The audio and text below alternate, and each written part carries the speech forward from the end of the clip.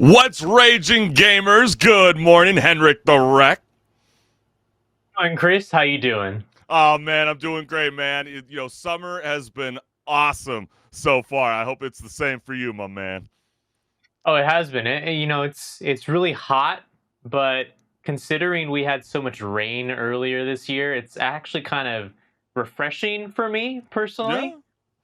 I know I'm trying to get a little bit of color in my life because I prefer to be the lemon cake, but I don't want to be a strawberry shortcake. If you know what I'm saying, I'm starting to look a little bit like Krusty Krabs being outside in the sun in the pool. But you know what? Hey, listen, as you can kind of see, I'm starting to bronze up a little bit. Hey, look at me.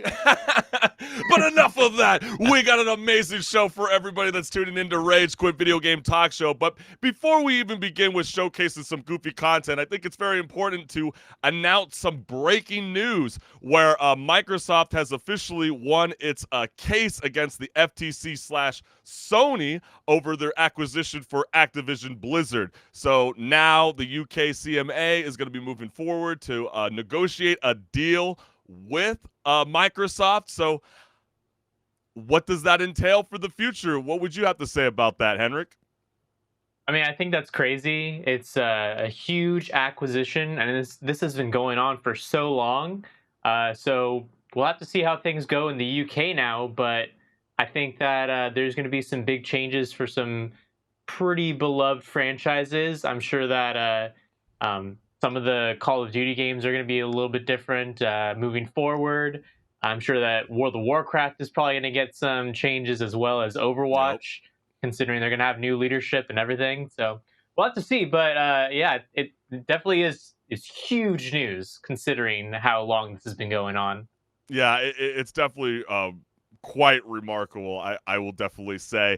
I don't know if streaming wars is the right uh, terminology to use because clearly we use that when it comes, from cutting the cable to Netflix and Hulu and etc. But this sounds like this is the beginning of a cloud war. We'll have to stay in tune and follow the journey just as much as rest of the gamers will be as well. But like I said, earlier, HenricK the Wreck and I, we like to start off the show with some goofy content. And don't you like a streamer who goes online and just gets straight up exposed, HenricK? It's always like it can be a little funny, a little messed up sometimes, but it can be funny. Absolutely, and that was a very much the case this weekend, where there was a viral clip circulating during a Call of Duty Warzone stream. So let's go ahead and take a look. How would I act like I'm a legit here? Look, does this look like legit, bro? Look, check me out. Check me out here, bro. Check me out. Alright, you ready for this? You see this guy right here? About to get straight dog walked. You ready for this? Watch. Check him out. Watch it. Watch it. He don't even know what's about to hit him. That's the funny thing about it, alright? You ready? Oh my god, he fucking Well, He got you. Like other guys, like, well, he got you. He didn't even say it right, too. He said dog walk. It's dog wet, and you flop like a fish. Jesus, Yeah. clearly he doesn't play Fortnite, but the comments were active. One person wrote right here, how is he streaming and not getting banned? I don't think Call of Duty can work that fast, but maybe Twitch can take a stance on that, or Kick wherever you're joining the streaming world. Another person wrote, "Imagine still playing COD in 2023 when a response came through saying F Call of Duty and stays." Doesn't that kind of sound about right when it comes to Call of Duty fans? Now that we know that Activision Blizzard is now acquired by Microsoft, will you still be playing, HenricK? You know what? I haven't really been that invested in a Call of Duty game in a long, long time, but it definitely is one of those games. I think I mentioned it last show where, the new game comes out and everyone's like, yeah, this game's great. Play this. It's going to be what we play for the next few months until the next one comes out. And then Yeah. 1 month in, man, I hate this game. Right. I mean, But then they continue to play. Well, they remember that Sony, with the leaked Sharpie goof, we know that there's over 1 million concurrent players that just play Modern Warfare Warzone alone, which is very, very incredible. So, as much as you got some of these cheating Call of Duty players being exposed, you gotta love it, fam. Well, there was also another clip where it definitely cracked me up. It's been a long time since I played Grand Theft Auto Online, but you know what was one of the greatest additions that they added, later in the years was the casino. I mean, I don't know about you, but I loved buying the penthouse when I showed up at, in Grand Theft Auto 5. What about you, Henrik? I mean, yeah, Grand Theft Auto 5 has such great features, but that is definitely one of them. I can agree with that. And I think everybody used to love spinning the wheel, right? You liked spinning the Yeah. wheel to try to get that fresh new car of the week? It's like going to Vegas, but you don't have to actually leave your house. Yeah, exactly. And I think we've all gone through this experience before, so let's go ahead and take a look.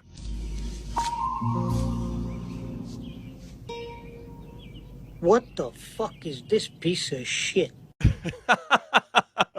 I mean, it's always amazing how you can get like a supercar, and then there's other days where you get something like this. I know the comments were very active. One person wrote Heisenberg's RV, so maybe we're not necessarily taking into account how kick-ass that whip really is. Another person wrote, Jesse, we need to win the podium vehicle, Jesse. Jesse. That was my best impression of Heisenberg. Hey, it's And pretty good. lastly, Pretty good. and I won that piece of shit.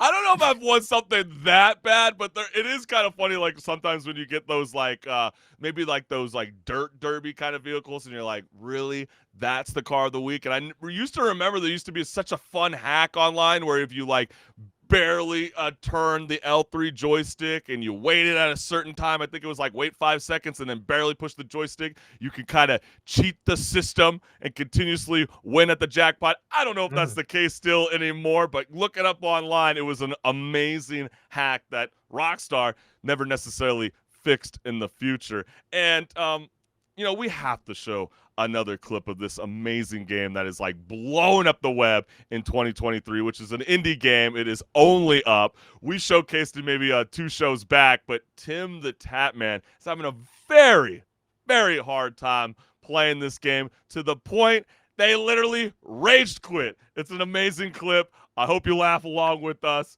Let's go ahead and take a look.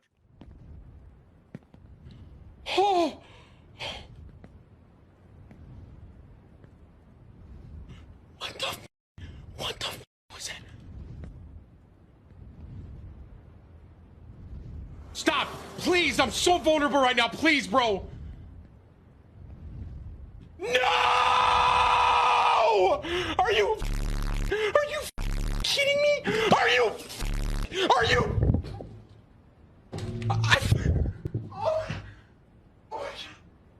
Oh my god! That's it. I'm done. I might never play again. That might be it.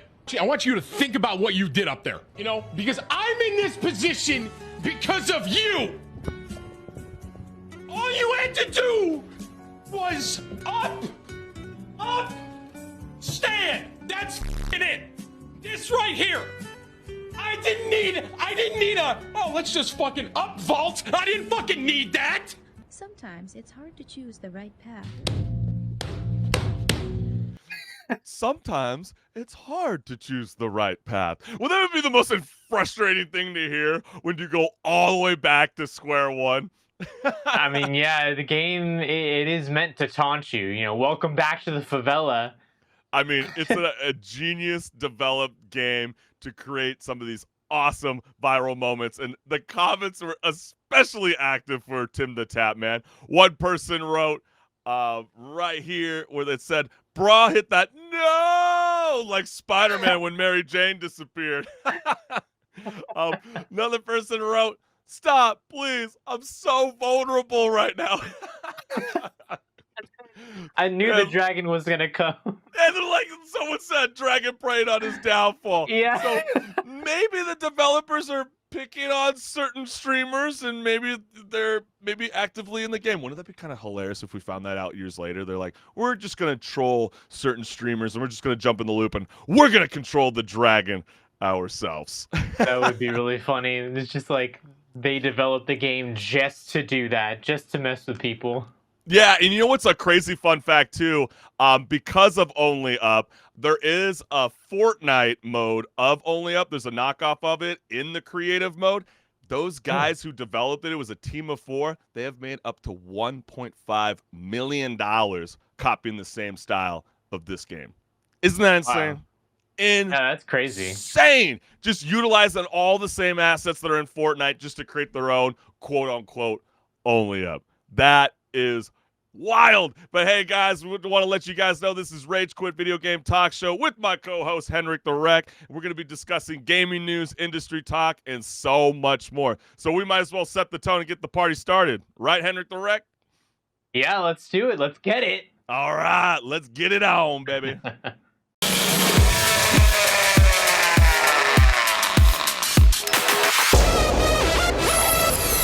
Hey everyone, this is Pause or Repeat. Here we figure out whether a game is really worth your time and money. Today's game is Amnesia: The Bunker.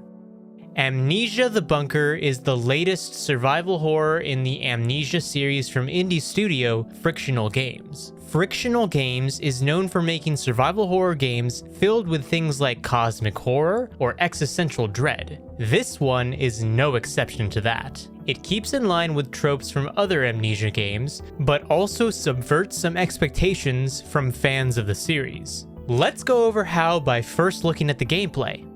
The gameplay of Amnesia: The Bunker involves first and foremost survival. You will constantly have to hide, run, or fight off a monster that is chasing you throughout the bunker. Unlike previous games, the game takes a Metroidvania-style approach to your exploration, letting you explore wherever you want within reason, and having you backtrack whenever you find something needed to move forward. So expect to have to manage your resources. Speaking of which, some resources you have are things like fuel for the electricity in the bunker, or weapons, a series first. However, your weapons will only delay the monster and will never actually rid you of it entirely. The game also encourages you to experiment, giving you options such as using fuel for electricity or for fighting, and there are multiple solutions to most of the dangerous situations. But since Amnesia games tend to tell an involved story, how is it in this one? The story follows Henry Clement, a French soldier, during World War I in, of course, a bunker. After a small series of events, Henry is incapacitated and sent to recover in the medical ward of the bunker. After waking up, he discovers that something very wrong has happened in the bunker, leading to the demise of his fellow soldiers. He then encounters the monster that follows him throughout the game and reveals the otherworldly mystery surrounding its origins. Considering the game is pretty short at around 5 hours, it still manages to tell a full story, and you don't have to have played the previous games to understand it. But now the question still stands. Pause or repeat? Yeah, so that's Amnesia: The Bunker. It brings me back to 2010 when the first Amnesia game came out, Amnesia: The Dark Descent. It was one of the first games that actually skyrocketed a lot of YouTubers to popularity back then, like Markiplier, for example. It really helped him and others get a lot of views because it was very much the kind of game that you can watch someone play, and it's so entertaining to watch them play it because they are so scared the entire time through. And, obviously they're probably hamming it up a little bit, maybe, but it was just back then a very entertaining game. And I think that the other two games that came out before this one, kind of not really great. Frictional Games does do a pretty good job of delivering a pretty interesting story, but the game hasn't really changed that much at its core since 2010. Even in another game that they made called Soma, which had a crazy story to it. That one was pretty much the same kind of gameplay as Amnesia: The Dark Descent. And so when this one came out, all of a sudden, oh, okay, so they actually are changing up the way that you're playing it. You're not just hiding. You get to actually throw a grenade at this monster, and it delays it, but it'll eventually come back after a few minutes. And and then also the fact that you can, like I mentioned in the video, it's a Metroidvania kind of style of exploration where, just like in the Metroid games or the Castlevania games, you'll be able to pretty much go everywhere pretty early on, but you'll be blocked off and eventually have to come back with a new weapon or like a key or something. And I think that was a good move considering they definitely needed that with the game. Yeah. But it But what do definitely you feels think, like, Chris?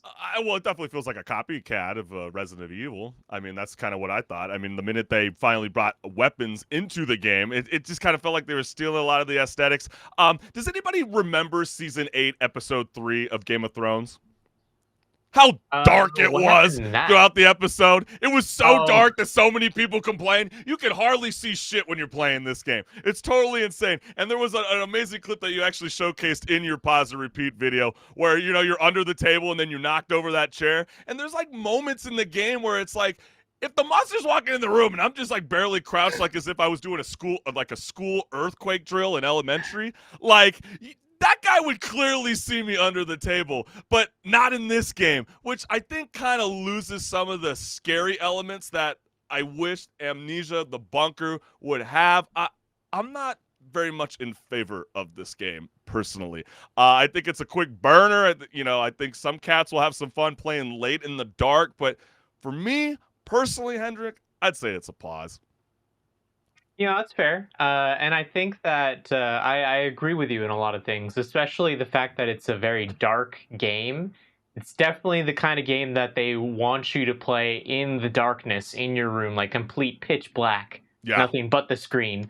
And actually, funny enough, as I was editing the video, I was like, man, this is going to be way too dark for our viewers to look at. So I actually had to boost the brightness up a little bit. It's funny that you said that. I thought I noticed that because I was like, the game is actually very, very dark and very, very hard to see. And I think that's one of the cool parts. You get one of those like flashlights, like, the old school ones in the 1916s where, you're basically cranking the flashlight. A lot of that kind of cool elements is very fun. And I'm a big junkie when it comes to World War I and World War II aesthetics, which makes it fun, visually throughout the game. But it just feels like it's lacking something. I just kind of wanted something more out of it.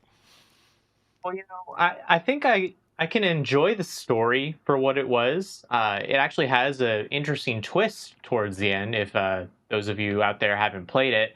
But I think that I can agree with you in the sense that it's probably going to be a pause for me as well, considering even though they kind of want you to replay this game, it's short enough that you really would be able to if you really wanted to.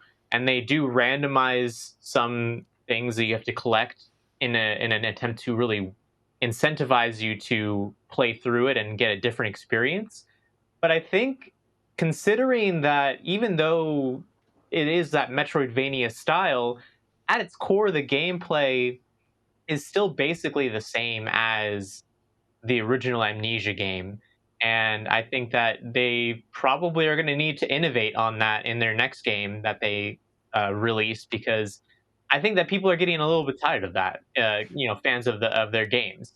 Yeah, I absolutely agree. And I guess the final point that I will say is that I know a lot of people were kind of praising, the monster, the creature in the game, only because some people have compared it to Alien Isolation, where the AI is a little bit more smarter nowadays, where I know in that game, when you start to do the same tactic over and over again, like hiding under a table and blocking off with the chair, the monster is going to start to catch on after a while throughout the game. So you got to get a little bit more creative when you're playing the bunker, which I think that's going to be a fun element for certain gamers. But again, to me, it still feels a bit outdated, the game. You know what? It's actually interesting you bring up Alien, though. That game actually has a better, like, stalking monster than this one. The AI is actually better than the AI in this game. And when people compare the two, you can't go into this game expecting the same kind of experience as the Alien Isolation game if you played that one before, because, and it probably is, maybe a limitation of the fact that they are still an indie developer. and resources can be a little scarce sometimes. But at the end of the day, like it really just highlights the fact that there are better games out there if you're looking for a truly chilling experience that keeps you on your toes. Yeah, absolutely. And like you referenced even before we even started our conversation with Pause and Repeat, they did develop the game Soma, which is excellent, by the way. So it's not like the studio company doesn't, like they drop bad games. That's just not the case. It's just not personally for me. So again, I'm a call a pause. What do you say, HenricK? I'm gonna say it's a pause for me too. Hey, the verdict is in, but hey, listen, this game might be for you. Let us know what's good. Comment live throughout the show, but stick around as we got more left here on Rage Quit Video Game Talk Show.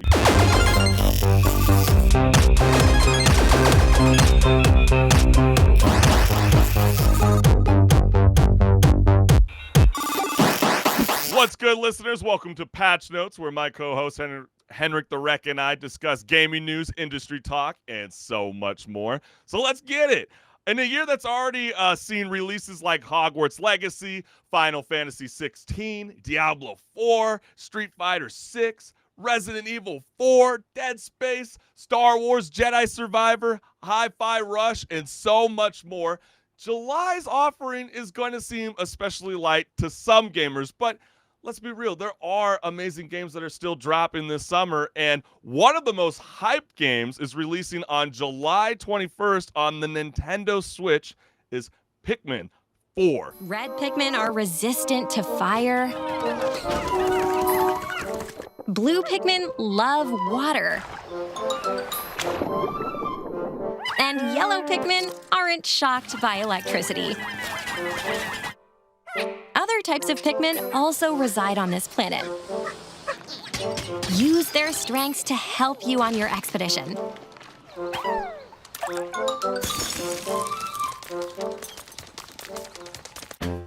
The rescue pup Ochi will also be a helping hound.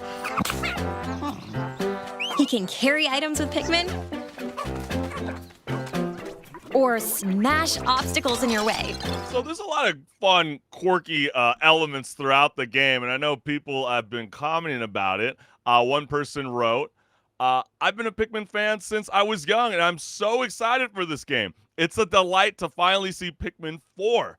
Another person wrote, so that game looks amazing, loving the fact that all Pikmin types are back, but why no two-player main campaign? That was honestly one of Pikmin 3's Deluxe's greatest contributions to the franchise. I hope it comes back in an update. Otherwise, I will be very sad to see it go. Lastly, I can't believe how big all of the maps seem. They look more colossal than all of the other games combined. And I know you didn't see so much of the elements in that teaser trailer, but it's just fascinating to see that there's so many different types of elements that you can showcase and play throughout it. So is this a game that you'd be willing to play, HenricK? You know what? Pikmin is a charming and beloved franchise. It's definitely one of those games that you can put on and just, relax, not have to sit there and rage or anything. You're just you're vibing. I think I might eventually play this. It might not be something I play right at launch because there's so many other games that have come out this year already. But it's definitely one to keep on the radar, and I think that it's going to definitely be notable towards the end of the year when we look back at all the games that have come out in the entire year. I'm sure that's going to be on the list of things to look back on. Yeah, absolutely. I mean, it is the fourth installment into the franchise, right? That's remarkable. But I don't know if it's going to be enough to force other, console players on the Sony or Microsoft or even the PC to want to buy a Nintendo Switch, kind of like previous conversations that we had with Zelda, Tears of the Kingdom, that you're going to be willing to pay $270 just to play one game. Will Pikmin 4 do that? I'd say probably not. It's probably going to be one of those games that if you have a Switch, you're going to want to play it. But if you don't have one, you're not itching to play it unless you're a huge fan, Maybe exactly. Maybe then. But, again, there are amazing games that are in the month of July. I know one of them is a dinosaur storm that is in on the horizon. That is called Exoprimal, that is releasing on July 14th on the PC, PlayStation, and Xbox consoles.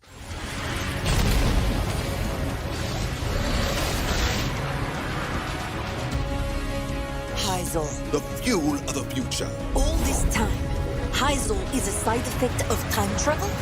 Did they just juice it out of dead dinosaurs? At least we know why dinosaurs bleed blood. Lozol. Unrefined Lozol in the blood. A Neosol. I mean, look at this. It's a walking glove of stuff.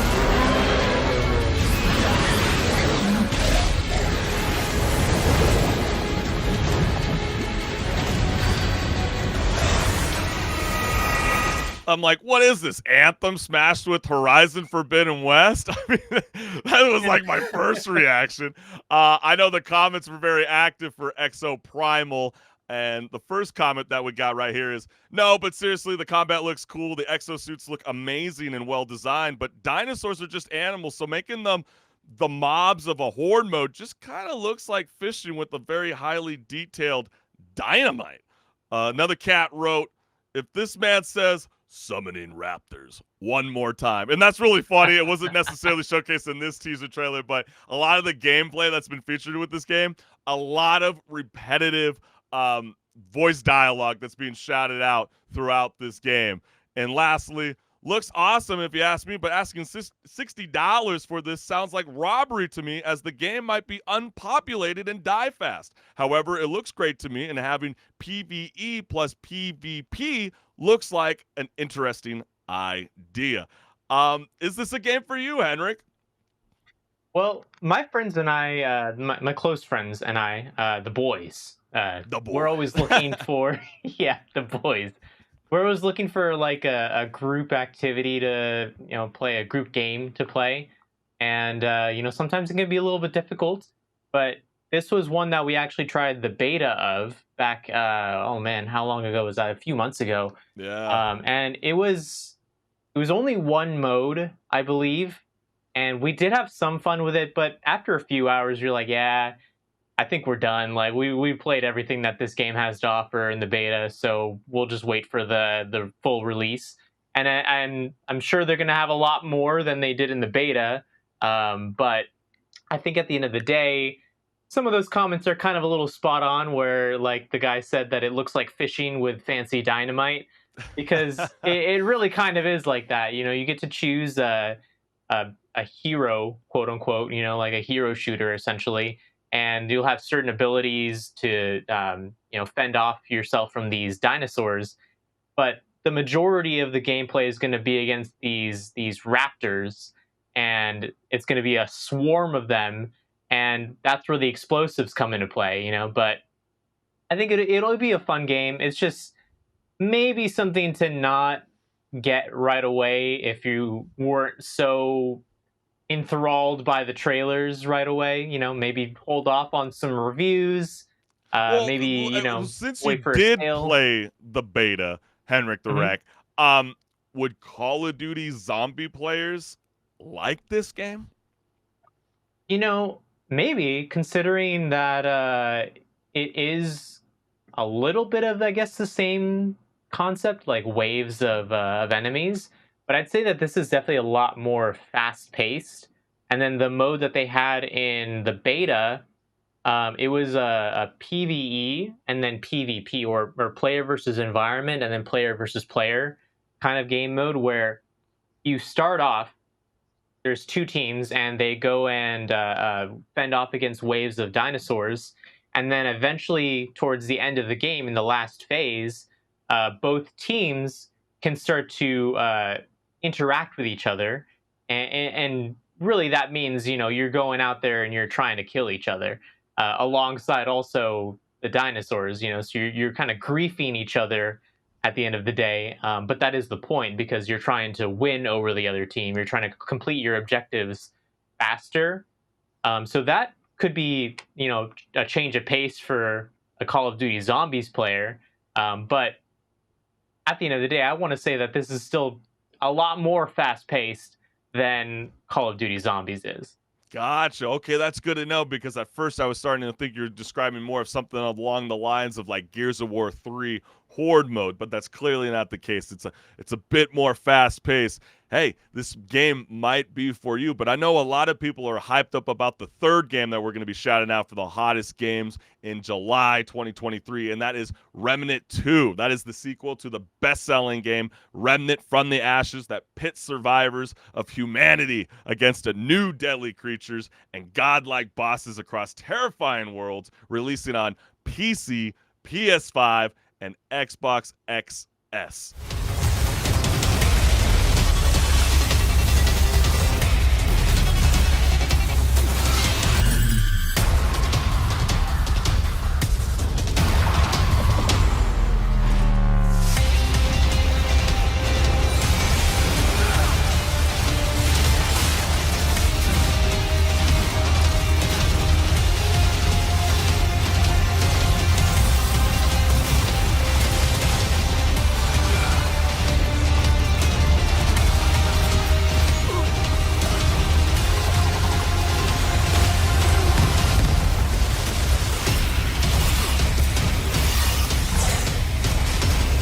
I don't know about you, HenricK. That game looks freaking awesome. Yeah, it really does. It is once again one of those games that the boys and I have been looking at because we've been interested in being able to play it with each other. Yeah, absolutely. And I know there's so much anticipated hype around this game. Comments were very active when it came to Remnant 2. So let's go ahead and take a look. One person wrote, Remnant is the most underrated game of all time. Literally takes the best of every genre and blends it seamlessly. I'm so excited for this. Another person wrote, nobody ever did Dark Souls with guns better. Looks amazing. Lastly, the first Remnant of the Ashes was a bit of a hidden gem, an absolutely great game. Keep a lookout for that. It's an incredible game. But HenricK, what's going on in the world of video games and horror? Oh, well, so I am a huge horror fan myself. I love when a good horror game, but also a good horror film comes out. And Blumhouse has actually been doing a really good job with their more recent films. I really loved Megan. It was that campy kind of horror. I know you said you loved it as well, Big time Chris. surpriser. That ending was awesome. Yeah. I'm not going to say anything, but it was freaking awesome. Yeah. Yeah. I also really liked The Black Phone. That one was a little bit of an interesting thriller more than a horror, but it still had that interesting horror development throughout the movie. And so they've been doing a really good job, and they recently have just released a trailer for their Five Nights at Freddy's movie, which has been in the works for so long, and fans of the series have been excited for a very long time. So I'm sure if you're a really big fan and watching of this game series, you are just like quaking in your boots from these trailers that they keep releasing. But I think that it is very good, and I believe we actually have the trailer, right? Oh, yes, we do, HenricK. Yeah. For anybody who has not checked out Five Nights at Freddy's teaser trailer, we got that here for you, fam. Welcome to Freddy Fazbear's Pizzeria, where fantasy and fun come to life. Hit it, guys.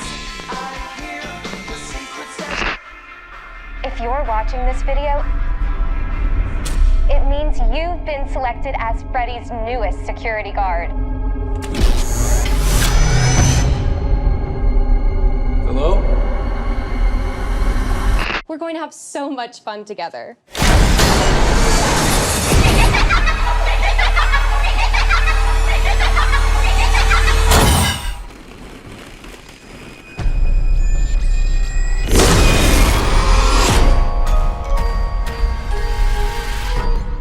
Hey, bring your kids. Yeah. It's fun for the family, right? Exactly. No, yeah, it looks great so far, at least, and I'm excited to go see it. I'm definitely going to go see it while it's in theaters because, like I said, it's something that has been in the works for so long. So we'll have to see how it turns out. But we do have some comments as well about it.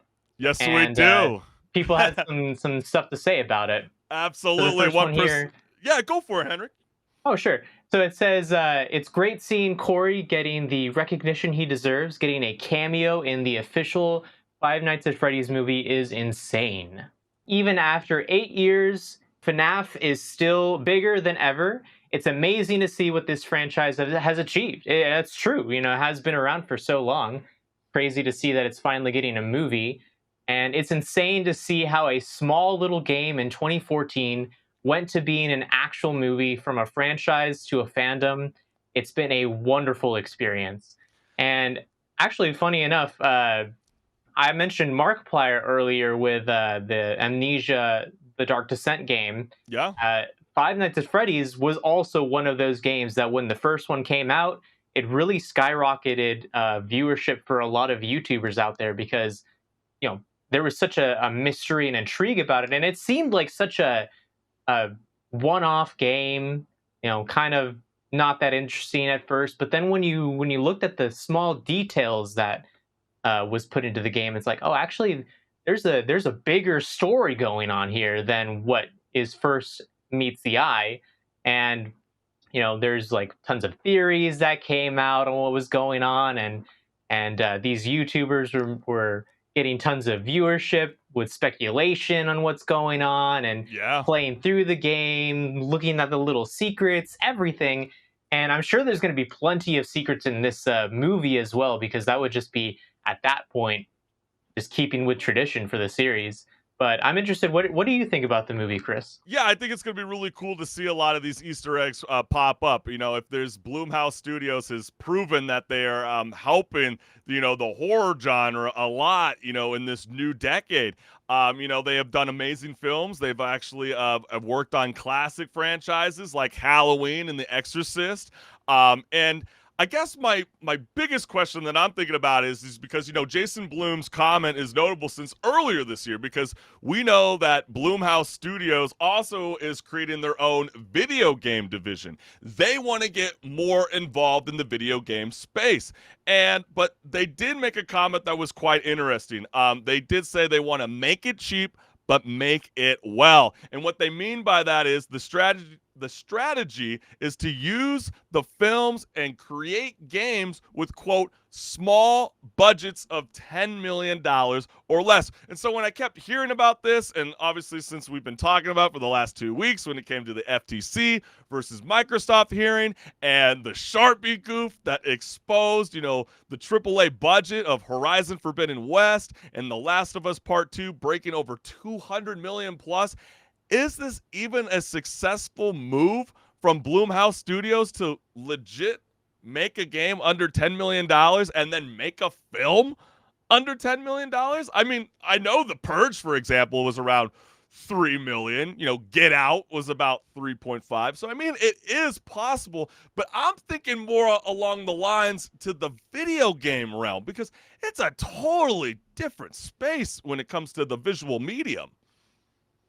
No, yeah, definitely. I think that video games tend to be probably more expensive than a lot of movies, especially when you are looking at the AAA games that come out.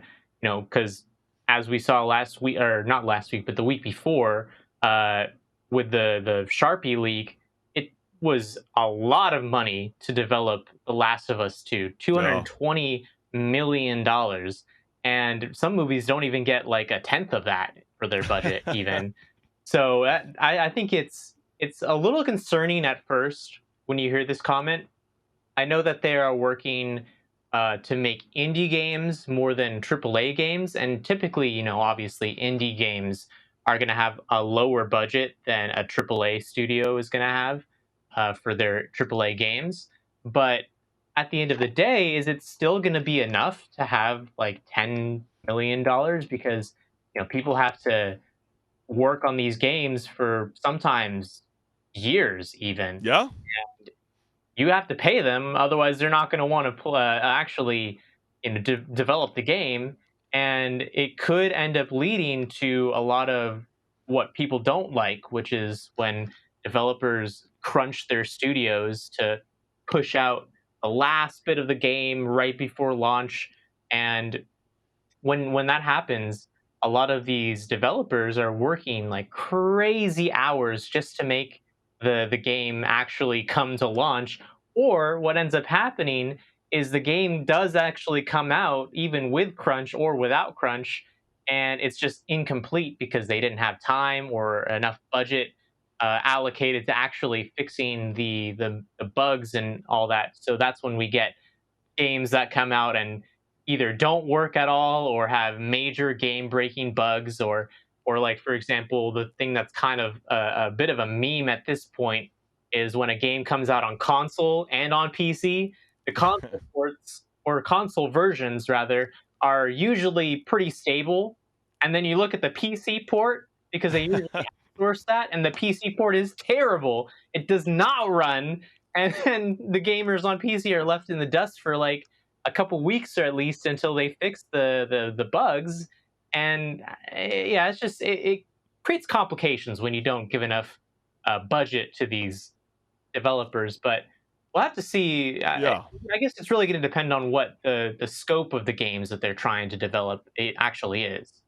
And I think those are excellent points. And I also know there's a massive Hollywood industry leader that's leading the charge in the video game adaptions. And you might recognize this name, gamers. Craig Mazin. You know, he did Chernobyl. He also did, he is the showrunner for HBO's hit series, The Last of Us. And he joined the Happy, Sad, and Confused podcast, voicing his concerns not about budgets for video game adaptions, more along the lines of being nervous that he has the best story told in video games. But he did praise, you know, Arcane and Detective Pikachu for doing something special. I wasn't necessarily fond of Detective Pikachu, but hey, I mean, if that's something that Craig Mazin's all for, that's dope. But he wasn't worried about the budget. He just feels like some video games just don't necessarily translate to the big screen. So people were clearly active in the comments when it came to that stance. One person wrote,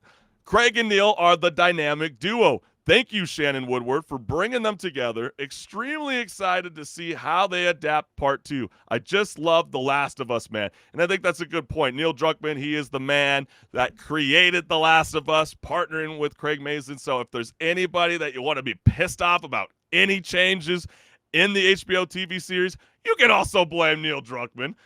Second comment was, I am so excited. I just wish, pray, and hope that Pedro stays longer by expanding his role with maybe some modifications to the story like they did in season 1. Really? Are we going to drag it off like that's going to be like the season 2 finale where we already know the spoiler?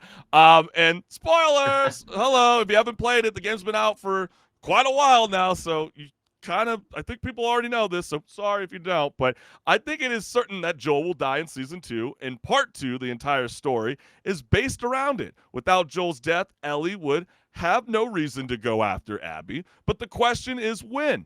It could be in episode 2 or like episode 6, depending on what structure of the story they use.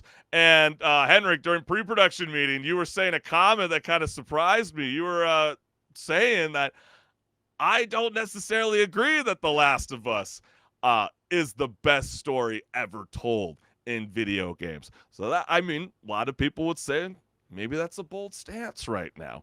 What is that game? I think it is a bold stance to say that The Last of Us is the best story in video gaming, because when you look at the whole history of video gaming, it's been around for so long, and there's so many games out there that cater to all different kinds of gamers and all different kinds of people who like all different kinds of stories. The Last of Us is a very specific kind of story. It's a zombie apocalypse type of story with really good writing. Like, I'm not saying this as a way to, you know, say, oh, this is a terrible story. You know, it is a great story. I really like the games in the way that they told the story, and I did also pretty much, for the most part, enjoy the HBO series, the way that it, you know, changed the story a little bit. But I think that when I think of the best stories in video games, I think I can maybe kind of agree with what Craig Mazin is saying here, where those games probably wouldn't translate to a TV or movie series really that well. Like one of my favorite games, story wise, is this game called Near Automata, and it it isn't maybe necessarily as well known as obviously The Last of Us, but it is still a series that people have played and enjoyed and analyzed and everything. And that story is very much a video game story. It isn't a movie story. I know that they have an anime adaptation that I think is still coming out. I'm not But sure isn't actually on that that the one. point that Craig But is trying to say, though? Like, The Last of Us is the best story ever told where it can easily translate on screen. Like, when I think about another video game that could possibly do this, which, there's obviously been rumors about it, is Red Dead Redemption. A lot of people feel like that could easily translate to the screen. Do you think that's what Craig is saying, or did you read it as something else? I read it as him saying not necessarily that it's the best story ever told because it can be translated, but just as the best story ever. Ever. Like that's what I was hearing it as. And maybe I'm wrong on that. Maybe I am. But No, I mean, hey, everybody's got their own opinion, right? But I do want to ask you this, though, HenricK, because I know Craig Mazin and Neil Druckmann, they purposely changed the HBO television series from the video game script because they were super concerned about gamers knowing everything that's coming up in the show. That sort of pissed off a lot of people. But then again, what's kind of interesting? We see the same thing in video games as well. One of the examples is Sony's brand new game that's going to be dropping later in the fall, which is Spider-Man 2. And if anybody saw the Game Awards, they had at the Hollywood Bowl, they played all the video game music, and they showcased the Venom reveal. And that was one of the biggest spoilers because comic book readers would never anticipate who might potentially be the Venom. And I'm not going to say it because I really was very upset that I saw the video because it was one of those things that you really wish they never did that move. I understand that you're at the Hollywood Bowl, but that should have never came out to the public. So I'm going to reserve it for people to play the game, but just know, just like in TV and just like in video games, they definitely twist the source material so they can try to catch you off guard. Is that a good practice? Do you like that idea, HenricK? Well, when is changing it too much? Because I think that's the real question here is, when do you draw the line on changing things to make it more exciting, I guess, for viewers who already know the past stories that are already being told in like comics and books and games and everything like that. Like, I think that you could still make the new Spider-Man game interesting even without changing the person who's Venom. Sure, yeah, it is a interesting move to change the character to a different character from the comics instead. But when you take that I don't think is really that egregious. But when you take that and compare it to something like how much they changed the story in the Halo TV series, for example, like man, that, I was trying to avoid you take it that. too far with that. That was bad. That was bad. Exactly. And all those like weird that kinky is ass taking sex it too scenes far. too. Oh yeah, that yes. Oh my gosh, you just scarred my cranium. I totally forgot about that Halo series with Paramount Plus, but now I get to definitely remember what a botched job that they did with that series. So yeah, I mean those are excellent points, HenricK, and yeah, man, I say we move on to some other industry talk. This one was actually kind of wild. Now that we could, we did reference at the top of the show that the breaking news was that FTC versus Microsoft, the ruling is in. Microsoft has won their case to acquire Activision Blizzard for $69 billion. Microsoft will be working with the UK's CMA to negotiate a deal. So who knows what that necessarily means, but follow along. We'll keep you posted. when you follow us on Rage Quit Video Game Talk Show. But for better or worse, for years now, I've been mentally picturing, Activision, EA, and Ubisoft as the big three when it comes to non-console makers with, third-party publishers. Well, you think about, Ubisoft, for example. They got endless Assassin's Creed games. They got 6 Far Cries. They got 3 Watch Dogs, 2 Division games, Rainbow Six Siege, Ghost Recon, Rapids, an upcoming Avatar and Star Wars open world game, including a free-to-play experiments like X Defiant. Well, it would be a no-brainer, right, to consider, Ubisoft to be in the top 3. Well, think again. As reported by Forbes, CD Projekt Red officially hits $3.5 billion of market cap, surpassing Ubisoft's $3 billion. That's really, really insane considering how Microsoft is going to be moving forward to acquire Activision Blizzard for 33 times the amount of money Ubisoft is labeled in the market. So people obviously wanted to voice their opinion about what that means. One comment was, CDPR is known for never abandoning their customers and fans, and they have proven it again with Cyberpunk 2077. What? Okay.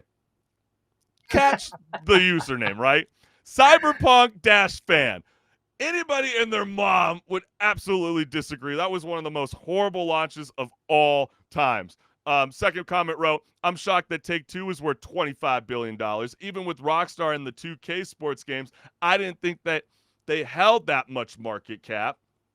And lastly, is bigger measured by value here? Then I can't really say this is surprising. For as many flaws as Cyberpunk has, it still has a better foundation than basically every Ubisoft game of recent. I don't know where these gamers are. I think a lot of this are very bold statements. I mean, yeah, they have Cyberpunk and The Witcher, but I mean, don't those all have controversial launches every single time those games launch? So, I just listed all those games Ubisoft are developing. Where do you stand on all this, HenricK? Well, here's the thing. I actually was right there with you, thinking that Ubisoft was one of the bigger companies out there, considering they have so many games. You were listing them off, and I'm like, oh man, I was kind of laughing, like, oh, there really is a lot that they're working on and they have out there. But I think that the overall perception of an Ubisoft game that is out there is that the Ubisoft game right now, as it is an open world game where you open your map and maybe it's not going to show all the objectives right away, off the rip for you, or maybe it does and you're kind of overwhelmed by how many things there are, or it'll take the kind of like Assassin's Creed approach to things where you'll have to climb up to a tower to jump in a hay point of everything and you'll then see all the objectives. But at the end of the day, I think that a lot of people think those objectives that they put in the games are just filler. They're not really. But do you think that this is maybe just like a little bit of sway? Because I know it's $3.5 billion to $3 billion, and do you think this is only for temporarily? Because obviously Phantom Liberty, the DLC pack for Cyberpunk 2077 is about to drop with Idris Elba and the return of Keanu Reeves. So I know a lot of people are excited to see Johnny Silverhand all over again. Do you think that's the only reason until Avatar and Star Wars starts to release to the public? It could be, but it also, I want to say, could be that if the DLC does really well, that their market value actually goes up even. And then, with Ubisoft, if those games that they have coming out don't do very well, then they're either going to stay the same or maybe even drop from where they are. And I think that really is the issue, is a lot of the Ubisoft games, like if you look at the Assassin's Creed games that have come out, they've been, I'm sure people enjoy them, but at least to me, they've been a little bit unremarkable compared to the original ones. Yeah. But I think that's the problem there. Yeah, I think that too. But do you think also the market cap value goes up when you also have a successful TV series like The Witcher on Netflix? I mean, Ubisoft tried to do that back in the day. Remember, they I tried to don't. do an Assassin's Creed movie, and that went absolutely nowhere. I don't know if you can call that a successful TV I'm, series, I'm Chris. just saying. I'm just saying. There's a lot of people that embrace Henry Cavill, and they're all tuning in to see that transition I to think Miley Cyrus's ex. I think that the consensus on that TV series is that the first season was good, but then all the seasons after that have just been downhill since then. And I'm Well, sure they're let's still say- making money, but I guess I need to re-clarify. The Assassin's Creed movie was a complete dud. We at least had one good season of The Witcher. And maybe true. that's why there's a little bit of leeway when it comes to the market cap. yeah, no, I can agree with that statement because I agree. The movie, I saw it on a plane, the Assassin's Creed movie, and it was one of those that you would never, or at least I would never want to watch of my own will unless it was the only good thing on the plane to watch. At least it's good not as thing. bad as when Jake Gyllenhaal was the Prince of Persia. Oh my! Yeah, I know. Isn't that a I saw flashback that for in all the gamers tuning in? theaters. Yeah, I know. Wasn't that god awful? Yeah. Especially knowing that Ubisoft is about to be relaunching that game, with like a 2D, Super Mario style aesthetic to it. Hey, we'll see what's good with all of that. But also, HenricK, what's going on in the world of, third-party blockchains and SEGA? Well, so SEGA, alongside a couple of their other competitors, Bandai Namco, Square Enix, during the height of blockchain being like the fad for companies to get into, they decided, hey, we want to get in on this too, so why not get in on it? And just recently, they said, maybe we should take a step back from this a little bit because they said that they want to avoid putting it into their big titles like Yakuza or Sonic the Hedgehog, which are two of their biggest titles that they have that they actually own. Sonic being such an iconic name, even from when it was first out, and Yakuza being the kind of game series that maybe isn't as popular here in the West, but is still popular here, but is probably more popular over in Japan specifically. But I know we do have some comments on what people are saying about that. Yeah, And, I mean, one person wrote, blockchain and NFTs are a huge waste of time and money. I'm glad they're essentially dead. Another comment wrote, never seen a bigger backpedal in gaming that the abandoned ship mentality of the blockchain right now. It's beautiful, laughing out loud. And I'm starting to like this guy. Jim is here to take care of things. And he wrote, well, looks like SEGA finally realized that blockchain gaming was just another overhyped trend that couldn't deliver. Can't blame them for jumping off that sinking ship. And like you said, they wanted to withhold its biggest franchises from third-party blockchain gaming projects to avoid devaluing the project. And I don't necessarily know how those games would even work with these kind of elements. I know a lot of this hype came around, the year 2021, where, the quote-unquote Web3 was becoming the big thing. You can thank M. Shadow for Avenged Sevenfold for really trying to push that in the music industry, which to me necessarily is not going anywhere. Well, I always kind of joke that Web3 is like Toonville. Remember Toonville back in the day when you're playing on your Windows 98? Maybe if you're lucky, you have the Windows XP. You're like, wow, this is so cool. It's a web-based game. I get to go to these different environments and etc. That's kind of, I think, where SEGA was envisioning it to go. And then obviously you get your NFTs and you're going to get, it's different cosmetics for your characters. Well, SEGA didn't necessarily say they're abandoning all ships. They're just not going to push it forward for their AAA games. And so they do have plans to let external partners use its lesser-known games like Three Kingdoms and Virtual Fighters characters for NFTs, which NFTs are non-fungible tokens. It's sort of a certificate that confirms your ownership of a digital asset. And a fun fact, do you know who the first band ever, HenricK, that started an NFT album? I'm not sure. Which one was the first one? Kings of Leon. Your sex is on fire. It wasn't that album, but it was Kings of Leon that led the charge in the music world. And then like I previously just said, M Shadow of Avenged Sevenfold, the rest of their crew, they have been pushing forward with NFTs and Web3 and etc. But isn't it kind of wild how like NFTs was like the once red hot topic for everybody, but now it's getting widespread criticism, and we also know that Ubisoft initially pulled back as well on investing in NFTs. Maybe their market value dropped because they wasted so much dinero and NFTs, maybe allowing CD Projekt Red to get to that position. Do you ever see NFTs ever coming back? I know Crypto.com Arena, for example, when it comes to the crypto space, it's no longer going to be called that because they're essentially going bankrupt, and it's going to go back to the Staples Center, which I'm very glad that's happening. Hopefully the curse is done, with the purple and gold Lakers. But are you hyped about any of this change? I mean, do you feel like the internet's already okay and cool with how it is, and also blockchain gaming?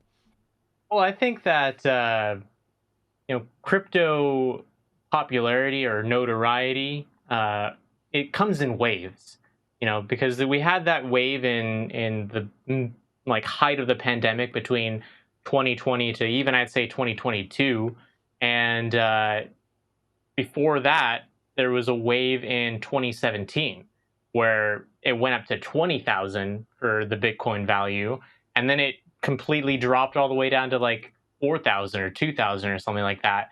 And in that 2017 wave, I did make a few $100s, but in each wave rather, the impact that it has on gamers actually makes them a little frustrated, especially more specifically like the PC side of gaming, because I remember when this pandemic hit, the thing that I was waiting on was the new graphics cards to be able to actually build another computer.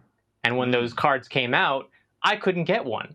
And neither could the majority of people, because what was happening was a bunch of people with a ton of money were either buying them to scalp them or buying them to use for their mining farms, mining cryptocurrency.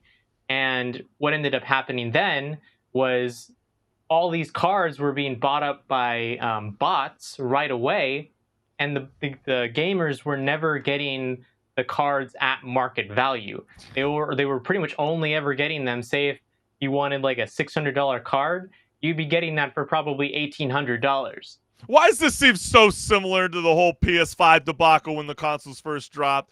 That's the people exactly that what it get was like. the luxury to be able to buy all the assets that just ruin it for the rest of the consumers, and then just up the value of the graphic cards. Yeah, that's totally insane.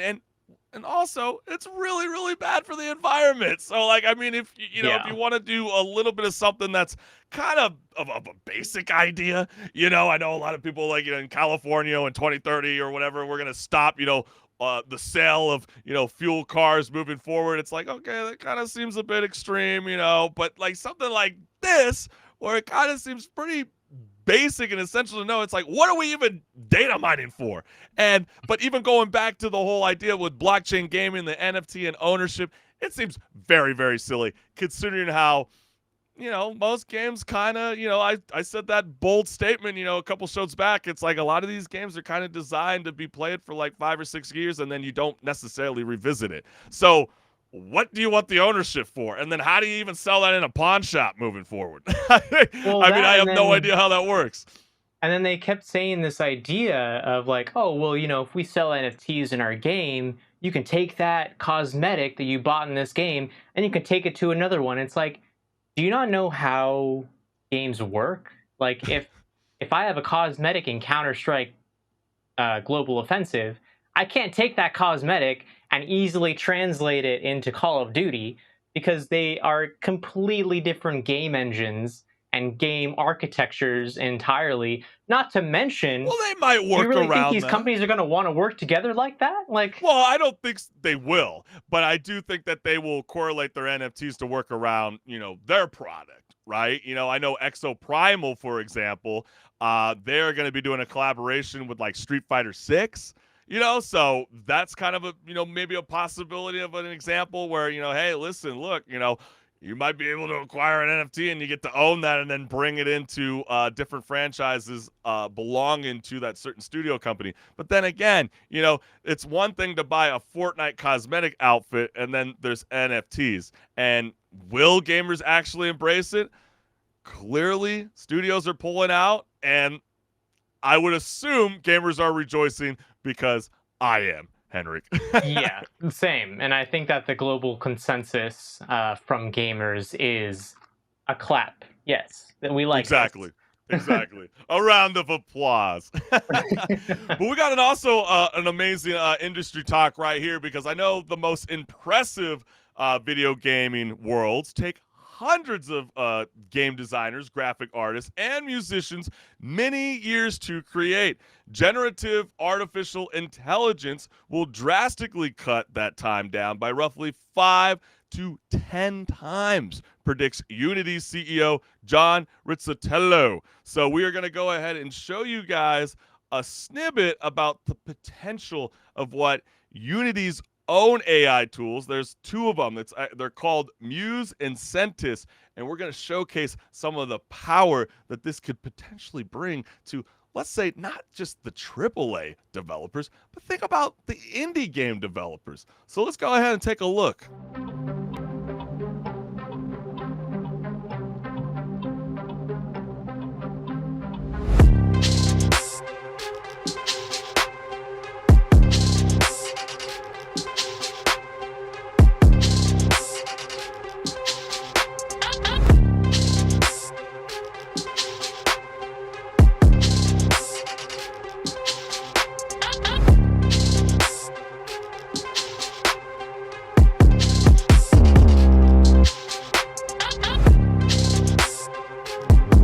Hello there. Greetings. What's your name? My name is Orb. I'm an extraterrestrial visitor who has come to Earth to study and understand humans. What hairstyles would you choose if you had hair? If I had hair, I would probably go for a messy bun or ponytail. I like how they look on other people and I think they're easy to maintain. What's the secret to life? The secret to life is to find something you love to do and do it every day. I don't know about you, HenricK, but that looks freaking badass, and I think it's going to be an absolute game changer. And I know the comments were active when it came to the premiere and the showcase of Unity's AI tool. And one person wrote right here, not so long ago, this idea itself could have been a game. Great to see Unity staying ahead and adopting the latest tech. The next comment was, this is going to be a game-changing, no pun intended, for the indie developers. And I absolutely agree. Lastly, to be honest, I was a bit disappointed at first when I just saw the chat feature. And now JetBrains, and for anybody that doesn't know what JetBrains is, it's just another one of those AI tool softwares, which it's now become even more helpful as you can code for Unity using LLM, but then integrated stuff for textures and animations blew me away. But still, there are a lot of potential for AI, but it has led to widespread anxiety around job stability. Hollywood TV and film writers with the Writers Guild of America have been embroiled in weeks-long strikes to address concerns surrounding the impact of AI tools on their jobs. And one person wrote here, ironically, the act of going on strike in itself may push studios to rely more on AI. If the technology keeps improving, I don't see how it won't affect their jobs. But if it's any consolation, most jobs will be impacted too. AI was designed as a tool to make things more productive, not easier. And that's why the biggest companies shouldn't rely so much on it and then start to kick out too many good employers. The AI rising is giving us a lesson. We need to be creative again. And lastly, they'll have to go on strike for months or even longer. There's so many shows I still need to catch up on and that I need to start watching. So many new series are dropped and canceled before I even know it. So, what is it like? There's so many weeks that we've been involved with this. I mean, me personally, I've never understood why the WGA was even essentially concerned with AI. I think we all know it's kind of like an dummy phase right now. Like it's not necessarily gonna, write your material, but it might be able to proofread, your material. But then again, that was, we brought up Santa Monica Studios writer who works, they are the developers of God of War, and they go, oh my gosh, when responding to Ubisoft's Ghostwriter AI tool, they're going, could you imagine having to proofread NPC dialogue that's written in the system? Everybody's kind of sort of tripping out about it. But then again, what do you have to say about this, HenricK? Well, I think that AI is it's not intended to replace people.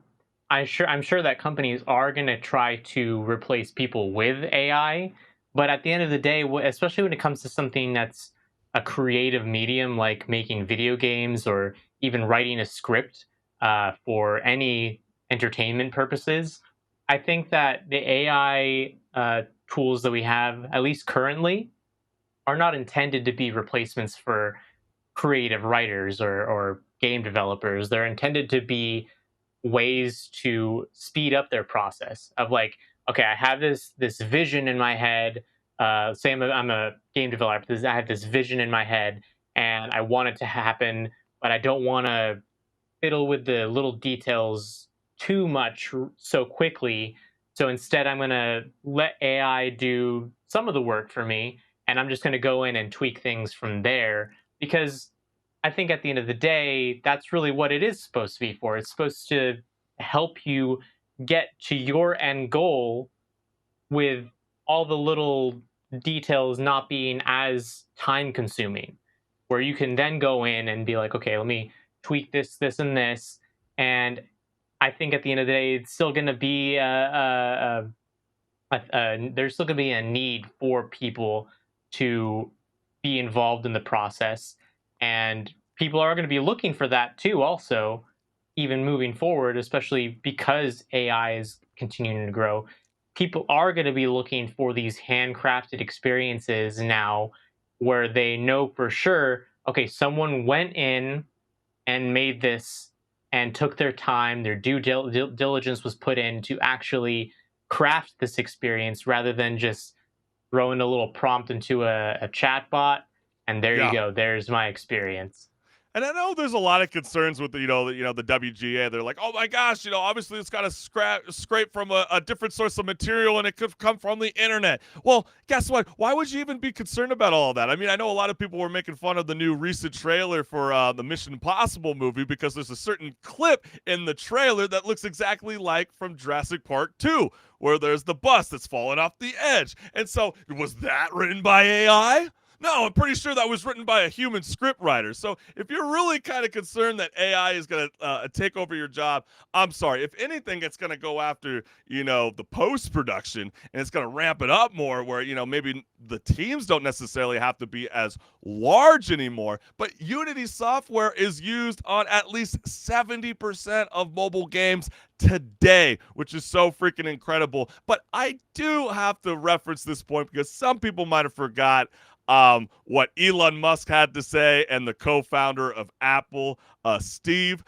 They both cited that this was a risk to humanity, and they wanted a 6 months pause on AI. I mean, really? What would a 6-month pause on AI do for anything? And do we really want more regulation from world governments when this could be potentially a game changer for indie developers? Because why would the WGA be scared? If anything, AAA gaming companies should be very concerned that now this is in the hands of indie developers where they can utilize these assets all in the comfort of their home. Yeah, I mean, I know that the governments in the world are probably a little concerned about AI development, because what you're going to see a lot more of moving forward now is people using AI to supplement their abilities to attack other countries. You're talking deep like, fake videos? Well, that, but also I'm talking about like in the cybersecurity spectrum of things, where like people will be in that industry trying to help protect companies and governments, and there's going to be a lot more of attacks from malicious agents that are supplemented by the tools that AI gives to them. But in the sense of indie developers, because that is an entirely different conversation, indie developers, like we were saying earlier in the show, a lot of times they don't have a huge budget. I'm pretty sure that Blumhouse is looking at AI for their $10 million budget games that they're trying to develop. Because why do you think the major, like, Hollywood studios like Blumhouse Studios is not coming in favor with the WGA? You nailed it. Exactly. Yeah. So because AI is definitely going to help out with the indie developers and making it so that if you're a one-person team, you can still put out a game in a reasonable amount of time, rather than it take 5 years. It might take a year or two. Yeah, and it's so true. And I know that there are the companies like Roblox, too, who have announced plans to, create their own proprietary AI tech, which, I think is an amazing idea, especially with games like Roblox, who are very much a sandbox game genre.